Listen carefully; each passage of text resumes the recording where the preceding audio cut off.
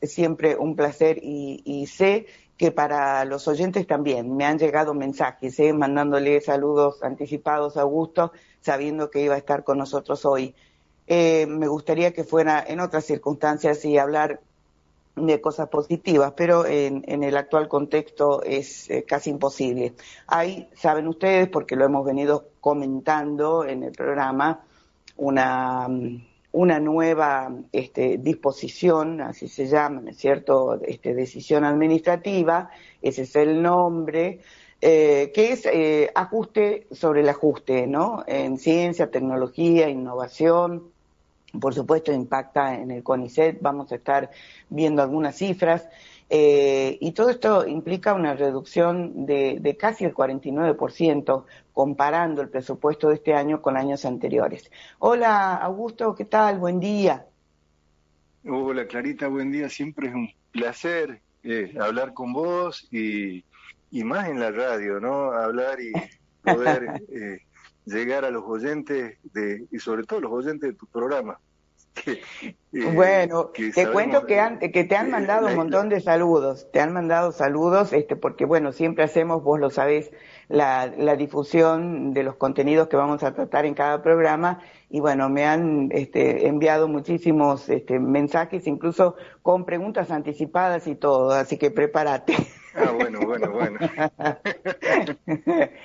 Bueno. August, Vos contanos estabas haciendo la introducción, cómo Clarita, estamos. del ajuste que hubo sobre el ajuste. Mm. Y vos sabés que ayer explicaba, en el directorio del CONICET se explicaba que esto es debido a que el primer artículo de la ley de presupuesto dice que el presupuesto se ajustará para mantener el déficit fiscal cero. Uh-huh. Entonces, ese ajuste se hizo porque la recaudación impositiva está bajando. Claro, Y como obvio. está bajando la recaudación impositiva, yo no soy economista, ¿no? Pero es lo que entendí. Como está bajando la recaudación impositiva, tienen que hacer un ajuste para mantener el déficit cero. Y ese ajuste le toca también a ciencia, tecnología, educación. Sí. Y bueno, le toca al CONICET un ajuste bastante importante, que todavía no sabemos bien cómo se va a reflejar y en qué momento del año va a ocurrir. Ajá. Se está trabajando para que eso incida lo menos posible, teniendo en cuenta que el ajuste es sobre ítems particulares, ¿no?, del presupuesto, Uh-huh. y que el presupuesto del CONICET, casi el 95-97%, en este momento son sueldos y son becas, que Claro. eso no se puede tocar, o sea, no se pueden recortar los sueldos y las becas. Entonces, eso está asegurado, el pago de sueldos y becas. ¿Y cómo va a incidir eso en el presupuesto general del CONICET? Todavía no se sabe bien, se está trabajando para que sea lo menos posible, dado que el ajuste es en gastos de capital. Ajá. Entonces... Expliquemos, August, expliquemos qué significa eso, el ajuste en gastos de capital. y significa compra de equipamientos, máquinas. Ajá. Sí, en vialidad podría significar la compra de maquinaria para arreglar las vías, las calles, Uh-huh. Claro.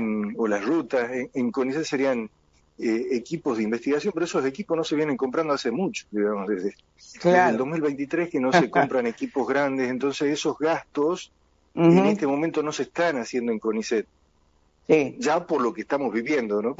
Claro, así O sea, que ya venía de antes, o sea, pero sí. bueno, la situación en el sistema,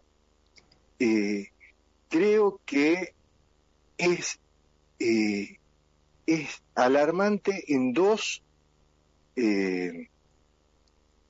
ítems. Uno son salarios, que tenemos los sueldos extremadamente bajos, el sistema científico y los becarios, igual que las universidades públicas. Nosotros está calculado por el Centro Iberoamericano de Investigación en Ciencia, Tecnología e Investigación, que es un grupo de investigadores que investigan sobre la inversión en ciencia y el sistema científico en general, y hacen un monitoreo del estado del sistema científico mes a mes, teniendo en cuenta lo que se informa en el boletín oficial, los gastos, este tipo de ajustes. El sueldo el personal del CONICET en general, para equipararse al sueldo de diciembre del 2023, cuando terminó la administración anterior, tendría que tener un aumento del 66% para tener el mismo poder adquisitivo. Claro. Entonces perdimos, y el sueldo de los docentes de las universidades públicas, un aumento del 50%. Claro. Todo eso hace que el personal busque otros horizontes. Y sí. O busque otros empleos no registrados para poder llegar a fin de mes, ¿no? Sí. Entonces, esa situación es... No, quería, si vos me permitís un minutito, quería contextualizar algunos datos nada más, y vos me vas a corregir si los datos que yo manejo son equivocados. Por favor, no hay ningún problema. Primera cosa que querría decir, yo tampoco soy economista, pero me asiste, como decía mi abuela, el sentido común. Y entonces es obvio que los ingresos en materia de recaudación, por ejemplo, de impuestos, ¿no es cierto?, que es una de las principales fuentes de ingresos que tiene cualquier Estado, tienen que bajar porque justamente esto que vos estás diciendo, si el deterioro del poder adquisitivo de los salarios en general, estamos hablando específicamente de tu área, ¿no es cierto?, pero en general el poder adquisitivo se ha prácticamente congelado, se ha reducido, las personas y las familias se han tenido que endeudar para comer o para ir a la farmacia, y bueno, entonces la salida que este régimen encuentra es ajustar sobre el ajuste y no cambiar su política económica, microeconómica, ¿no es cierto?, la economía de bolsillo. Eso por un lado. Y por otro, voy a redondear, porque en radio las cifras por ahí son difíciles, ¿no es cierto?, de retener, pero según la lista que yo tengo, más abreviada que la que vos en su momento me compartiste, son 400 millones, siempre estamos hablando de achique, ¿no es cierto?, 400 millones, estamos hablando de pesos, en actividades centrales de la... ¿Cómo? Hola, ya me conecté de vuelta. Perdón, no sabía que te habías desconectado. No, estoy enumerando, digo, algunas cifras, marco como para entender. Sí, 400 sí. millones de pesos menos en actividades centrales de la Secretaría de Innovación, Ciencia y Tecnología. Casi 8.800 millones en programas de formulación y ejecución de política en ciencia y tecnología. Casi 3.300 millones en el CONICET.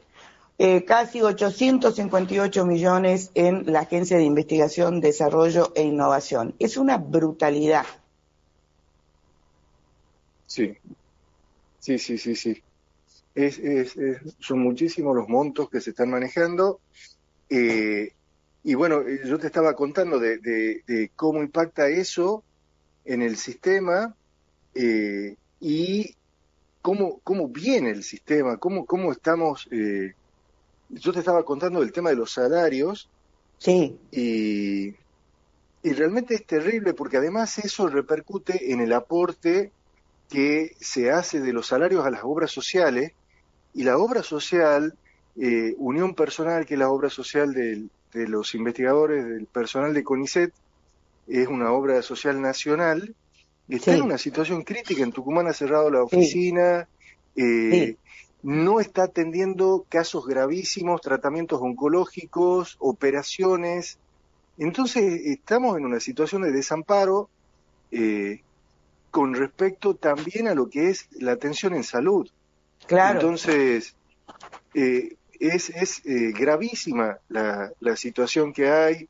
En estos momentos hay una investigadora del PROIMI que está solicitando un tratamiento, una droga está luchando contra un cáncer, y desde febrero que tiene prescripta la medicación y no consigue que le autoricen la medicación, y está interponiendo medidas cautelares, y la obra social responde con amparos, y no están atendiendo un medicamento anticancerígeno. O No, sea, es tremendo, es tremendo, es no, tremendo. realmente es tremendo. Sí, porque digamos además, ¿no es cierto?, que y esto no estoy cometiendo ninguna infidencia, esto es público, porque en la marcha, sin ir más lejos, de los otros días, mobileros de televisión hacían, ¿no es cierto?, al azar entrevistas a los manifestantes, ¿no es cierto?, y bueno, muchos docentes universitarios contaban que, por ejemplo, estaban trabajando en Uber, empleados del CONICET, ¿no es cierto? Cuando digo empleados me refiero a becarios, investigadores, ¿no es cierto? Obviamente. Sí, somos todos, Este, somos cl- trabajadores, todos. claro, diciendo, contando que esto que vos has señalado, que bueno, que han tenido que recurrir a pagar de su bolsillo una obra social privada porque no tienen respuesta de la que les corresponde, y buscarse trabajos, como decís vos, no registrados, porque dicho sea de paso, le cuento a la audiencia, porque no tiene obligación de saberlo, que el CONICET, por supuesto, tiene una reglamentación muy estricta, con respecto, ¿no es cierto?, a la dedicación a la tarea de investigación. Entonces, es muy extrema la situación. Así es, nosotros tenemos dedicación exclusiva, entonces eso realmente no permite tener otras actividades laborales. La única actividad laboral que tenemos compatible con el cargo de investigadores del CONICET y los becarios son la docencia, ¿no? Y la docencia universitaria. Claro, claro, pero también Eh, con ciertas eh, limitaciones. claro, sí, sí. ¿Mm? Bueno, Entonces, hay que, las personas que salen a buscar otras cosas tienen que hacerlo en trabajos no registrados, ¿no? claro. Y bueno, Con tengo compañeros que están vendiendo comida o, como decís vos, trabajando de Uber. Sí, sí, sí, tal cual, tal cual. Ahora, vos, sé que te voy a hacer una pregunta imposible, pero yo sé, por ejemplo, ¿no es cierto?, que en el caso del sistema universitario, de las universidades públicas, el 90% de la planilla de gastos, ¿no es cierto?, es salarial, ¿eh? Para los docentes. No sé cuál es el porcentaje, ¿no es cierto?, en el caso, por ejemplo, del CONICET. Pero si Sí, sí, vos decís que la restricción es para, ¿no es cierto?, en capital, es decir, la compra de equipos, lo vamos a poner sencillo, equipos, ¿no es cierto?, de laboratorio, de investigación, etcétera. Y eso ya no se está haciendo. Entonces, ¿por dónde pretenden que ajusten ustedes? claro, ese es el tema. Y de esa forma se puede manejar de alguna forma las autoridades del CONICET, quizás puedan conseguir contribuciones primero, fondos extraordinarios para pagar los sueldos, y eso está asegurado, Ujú. y justificar un no ajuste por, por lo que no se están haciendo tantos gastos de capital, ¿no? Claro, claro. Eh, bueno, pero bueno, esas son cuestiones que se van a dilucidar a lo largo del año. O sea, todavía lo que quiero decir es que todavía no podemos eh, dimensionar a ciencia cierta a dónde va a impactar este ajuste en lo que es el presupuesto del CONICET. Claro, claro. Y te quería preguntar dos cosas que me han pedido específicamente que te pregunte. Sí, Uno, ¿qué significa gastos figurativos de la Administración Nacional para transacciones corrientes? Porque es muy técnico, no se entiende. Ah, no, ¿Qué? la verdad que eso yo No, no te no lo puedo sabés. responder. Yo Claro, soy porque, bioquímico, y no, claro. No, no no se manejo esos términos. entiende. ¿Sabés cuál es el problema? Digo yo, porque me pasa lo mismo que a vos, por supuesto, ¿no es Sí, cierto? No somos economistas, ninguno de los dos. Y sí, bueno, y la gente que conocemos y nuestra comunidad universitaria, excepto los que están en el área estrictamente de ciencias exactas, no, de economía poco y nada. El problema está en que con toda esta palabrería técnico-económica, no sé, esta jerga, es como decís vos, estás en ascuas, en la incertidumbre de no saber por dónde va a caer el garrote, porque es así. sí, sí, sí, sí, así es. Y el otro problema grave que tenemos es Mm, el financiamiento de los proyectos de investigación. O sea, el claro. dinero destinado a proyectos Mm, realmente es mínimo. La sí, agencia, que era la entidad nacional que, porque vos sabés que el sistema científico está compuesto por lo que era el ministerio, que ahora es Secretaría de Ciencia, sí. que dicta las normativas y decide cuál es la política científica, hacia dónde hay que ir, y para eso teníamos una ley una ley, un plan que se llamaba Argentina 2030, Sí, en el que está ya se ha aprobado por ley en el Congreso de la Nación, y sí. en el que están sentados los lineamientos de cómo tienen que ser las inversiones, la incorporación de personal para llegar al año 2030 con un sistema científico competitivo y enfocado a dar soluciones a las necesidades más importantes, estratégicas, que requiere nuestro país para poder crecer y ser un país desarrollado. Claro.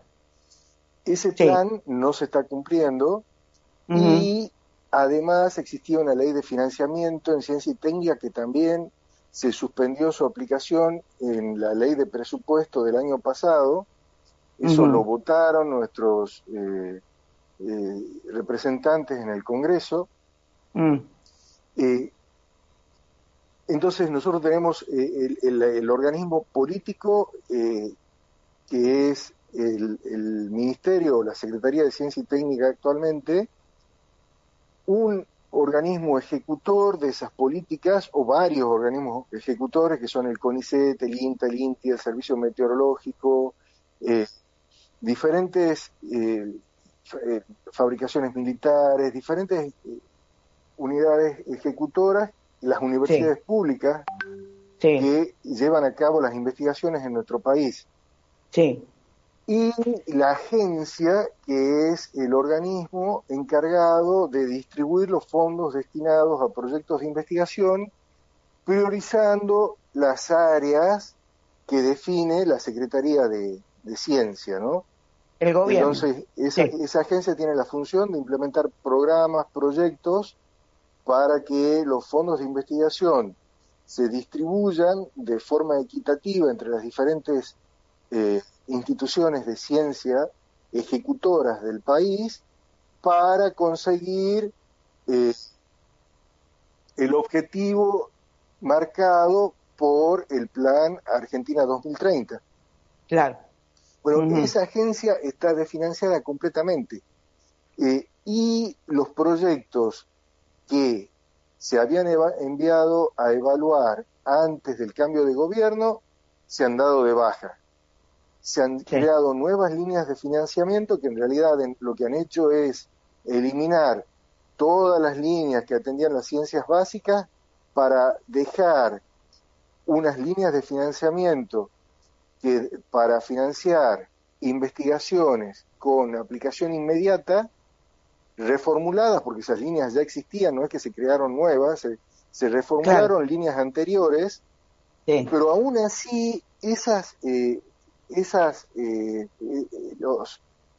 los nuevos proyectos no se están evaluando todavía, no se cerraron las convocatorias y no hay fecha de cuándo se aplicarán. claro. Entonces, Obvio. todo lo que es la financiación de proyectos de investigación está parado.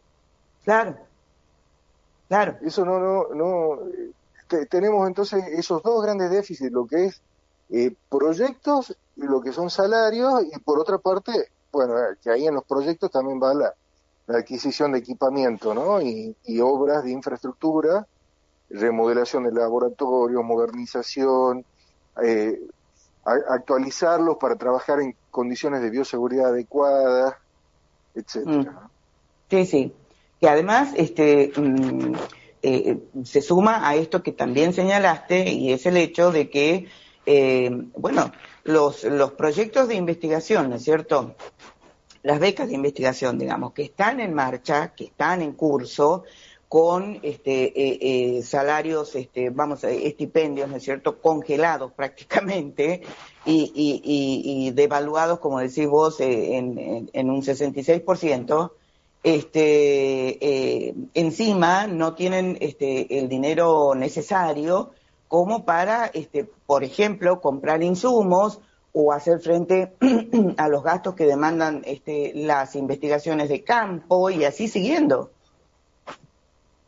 Así es, en los laboratorios se están sosteniendo las investigaciones que se pueden llevar a cabo con lo que hay disponible en las universidades, en los centros de investigación, los reactivos que quedan, y se adecúan los experimentos para trabajar y responder las preguntas con lo que hay, ¿no? Los investigadores tratan de no detener los proyectos o que no desaparezcan los proyectos y conseguir financiamientos en organismos internacionales para poder continuar, ¿no? Entonces, nos estamos volcando masivamente a organismos internacionales. El problema que tiene eso es que los organismos internacionales financian la investigación que ellos consideran que necesitan. Claro. Pero no financian aspectos, investigaciones que puedan ser trascendentales para nuestro país. Claro. O que ocurren, o enfermedades que ocurren en este territorio y en estos tiempos, ¿no? Nosotros tenemos que investigar, por ejemplo, con todo lo referido al problema que nos ocasiona el mosquito de la Aedes aegypti, con el cambio climático que está proliferando y que, si no es dengue, que se solucionó con la vacuna, fíjate cómo disminuyeron los casos de dengue con la vacuna, aparece la chikungunya, y si no es la chikungunya va a aparecer Zika y van a aparecer otras enfermedades transmitidas por el mosquito. Porque hay muchos virus que son transmitidos por el Aedes aegypti. Entonces nosotros tenemos que abocarnos a investigar en el Aedes, tenemos que estudiar el antivirus, que son virus que ocurren acá en América, y vos viste lo que son estos brotes que hay de antivirus y lo peligroso que es, que significaría que hubiera una expansión de esta enfermedad transmitida por roedores. Tenemos que atender la problemática de la deforestación o el impacto que puede tener la minería en nuestro ecosistema, en nuestros ríos, en nuestras montañas, en nuestros ambientes, porque esas investigaciones se tienen que llevar a cabo en el territorio. Vos podés decir, bueno, desarrollar tecnología para hacer diferentes tipos de exploraciones mineras, pero a cada una la tenés que adecuar al ámbito, al territorio en el que estás, que son diferentes en los diferentes sitios de la Tierra, ¿no? Y la forma en la que va a impactar la disponibilidad de agua. No, y luego el caso, por ejemplo, todo lo referido de las a lo que puede problemáticas significar. ¿Me escuchás? Sí, te escucho. Sí, decía, las problemáticas situadas, que es lo que vos estás planteando, de, por ejemplo, los pequeños productores de distintas regiones, ¿no es cierto?, de nuestro país, con respecto a determinado tipo de plagas, etcétera, etcétera, que por supuesto, qué sé yo, a un belga ni le va ni le viene, porque no le sirven. Así es tal cual lo que estás diciendo, o sea, atender a nuestros pequeños productores, nuestras pymes, las que dan soluciones a las problemáticas que ocurren solamente en Tucumán. O sea, nosotros Exacto, tenemos empresas que se dedican a afilar las máquinas cosechadoras de caña de azúcar, eh, o las metalúrgicas que se dedican a reparar las maquinarias de los ingenios. Nosotros tenemos que desarrollar nuevos materiales que puedan reforzar nuestra industria o permitirnos ser competitivos, porque vos si de repente fabricás un engranaje que en vez de durarte un año te dure 3, estás teniendo una ventaja competitiva con respecto a otros ingenios del mundo. claro. Entonces, todo el desarrollo tecnológico que podamos conseguir termina impactando nuestra economía y en nuestra calidad de vida.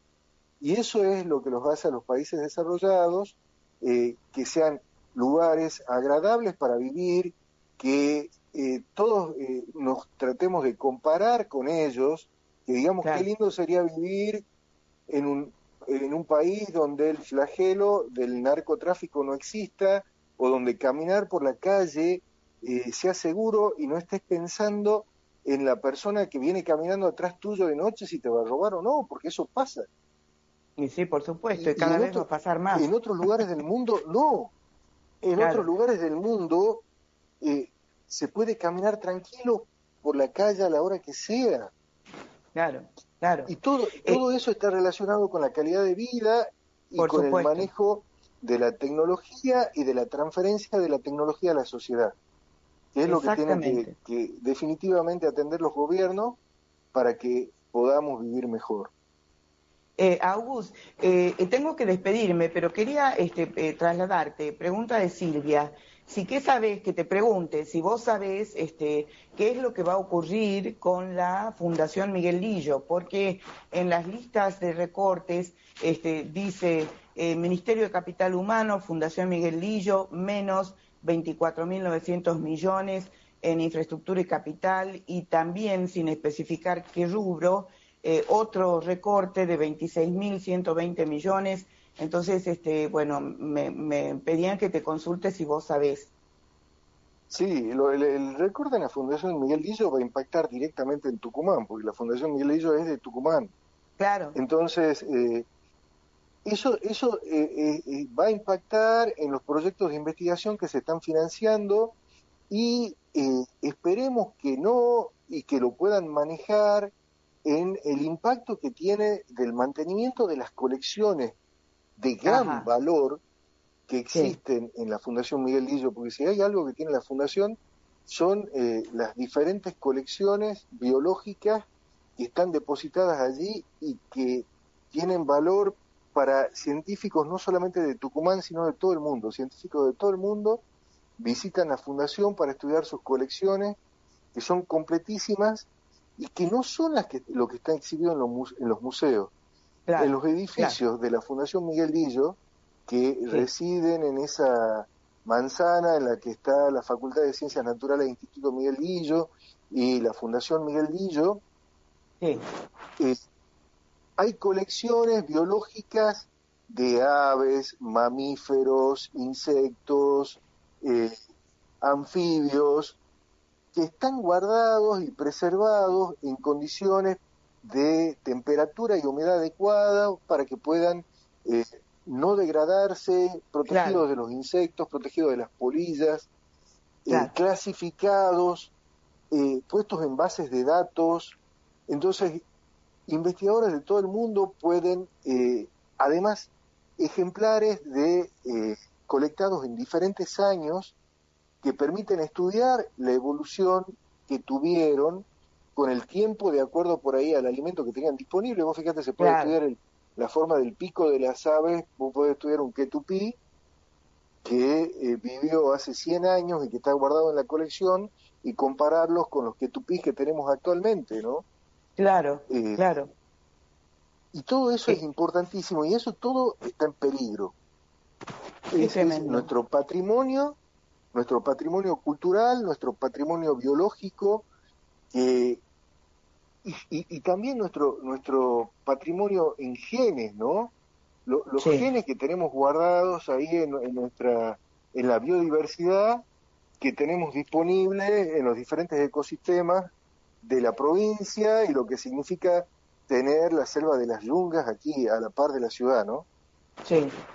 No, es tremendo. El escenario es realmente de catástrofe. Querido amigo, bueno, como decía al principio, para mí siempre es un enorme placer conversar con vos. El tiempo es tirano, lo tengo ahí en Gateras a Nicolás Malinowski para hablar también de la depredación de este gobierno, la destrucción en el área nuclear y energética. Te agradezco muchísimo que te hayas hecho el tiempo y ojalá podamos hablar más seguido y por supuesto vos sabés, vamos a seguir de cerca todo lo que ocurra. Bueno, Clarita, yo te agradezco muchísimo también y es importantísimo que los programas como el tuyo se mantengan en el aire con tanto rigor que abordás cada una de estas problemáticas eh, que impactan en nuestra sociedad, ¿no? Espero que sigan muchos años más un espacio como este en el Sí, aire de Tucumán. bueno, muchísimas gracias, Agus, te mando besos y abrazos. Chao, chao, chao. Chao. Bueno, hemos estado conversando con Augusto Belomío, doctor en Ciencias Biológicas y director del Centro Científico Tecnológico CONICET NOA Sur.